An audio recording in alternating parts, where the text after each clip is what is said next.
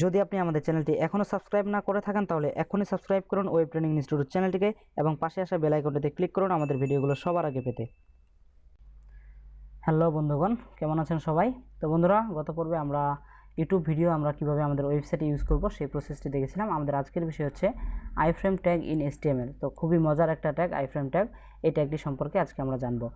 তো আমরা আমাদের index.html ফাইলটির মধ্যে চলে যাচ্ছি। তো আমরা index.html ফাইলটির মধ্যে চলে এসেছি। এখন আমরা এখানে আইফ্রেম ট্যাগের ব্যবহারটি দেখব।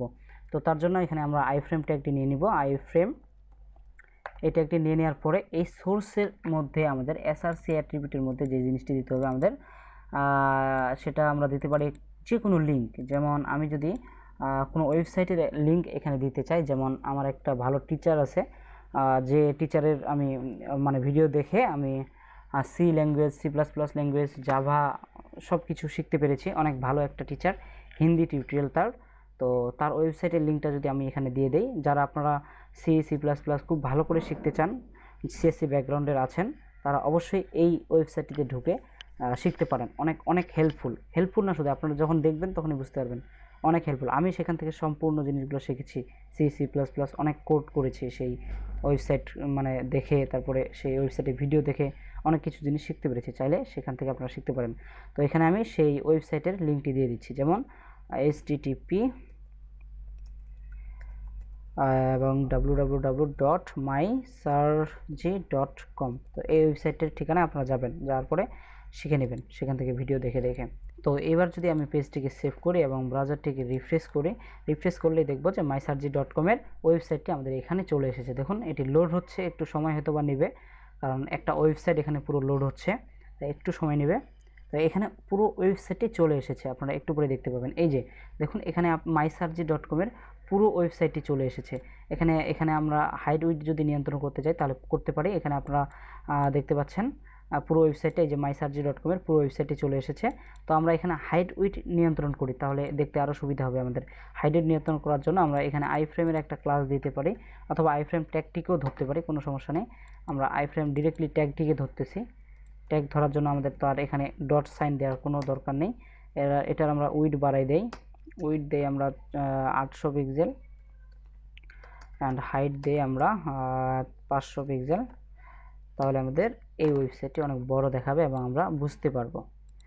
রিফ্রেশ করতেছি, এই যে দেখুন এবার হবে। উইডথ আমাদের 800 পিক্সেলে চলে এসেছে এবং হাইট আমাদের 500 পিক্সেল চলে আসবে এক্ষুনি। তো একটু সময় নিচ্ছে, এই যে চলে এসেছে দেখুন।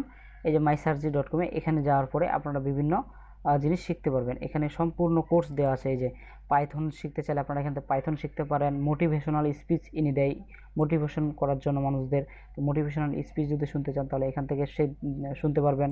এবং এই যে C++, language, data structure, Java language, PHP, MySQL, DBMS সব কিছু এখানে আছে। এই যে অ্যাডভান্স জাভা, ক্যাম্পাস প্রিপারেশন সব জিনিস এখানে পাবেন। তো আপনারা চাইলে এই যে ওয়েব ডেভেলপমেন্টেরও এনার কোর্স আছে, আমি যদিও এনারটা শিখি নাই, তো এখান থেকে আপনারা চাইলে ওনার কাছ থেকেও শিখে নিতে পারবেন, কোনো সমস্যা নেই। তো এখানে সব কিছু আছে। অ্যান্ড্রয়েডে যদি কেউ যাইতে চান তাহলে অ্যান্ড্রয়েডের কোর্স আছে। এনার অনেক ভালো একজন টিচার, আমি মনে করি আমার অনেক ফেভারিট একজন স্যার। আমি এনার সাথে ফোনেও কথা বলেছি, মানে ফোনও দিয়েছিলাম ইন্ডিয়াতে। কথা বলে আমার প্রবলেম যা হয়তো আমি শেয়ার করতাম, উনি অনেক হেল্প করতো।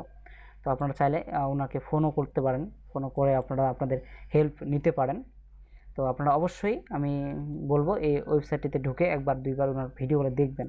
জোস, মানে অসাধারণ কোডিং করার জন্য, কোডিং শেখার জন্য। তা যাই হোক, আমরা এই জিনিসটি দেখলাম যে কীভাবে মানে অন্যের ওয়েবসাইট বা নিজের যদি আপনার কোনো ওয়েবসাইট থাকে সেই ওয়েবসাইটটিকে আপনারা আইফ্রেম ট্যাগের মধ্য দিয়ে এখানে সোর্সের মধ্যে দিয়ে দিলে এখানে আমাদের ওয়েবসাইটে চলে আসবে। তো বিভিন্ন পেজ থাকবে বাইরে, কিন্তু সাইডে আপনাদের অন্য কারো একটা ওয়েবসাইট যদি আপনারা লিঙ্ক আপ করতে চান তাহলে এইভাবে করে নিতে পারেন আইফ্রেম ট্যাগ ইউজ করে। এবং সেটাকে আপনারা হাইড উইডথ বা বিভিন্ন CSS অ্যাট্রিবিউটও দিয়ে মানে কাস্টমাইজ করতে পারবেন। ঠিক আছে, তো এটাই মোটামুটি আইফ্রেম ট্যাগ, এর বাইরে আর কিছুই না।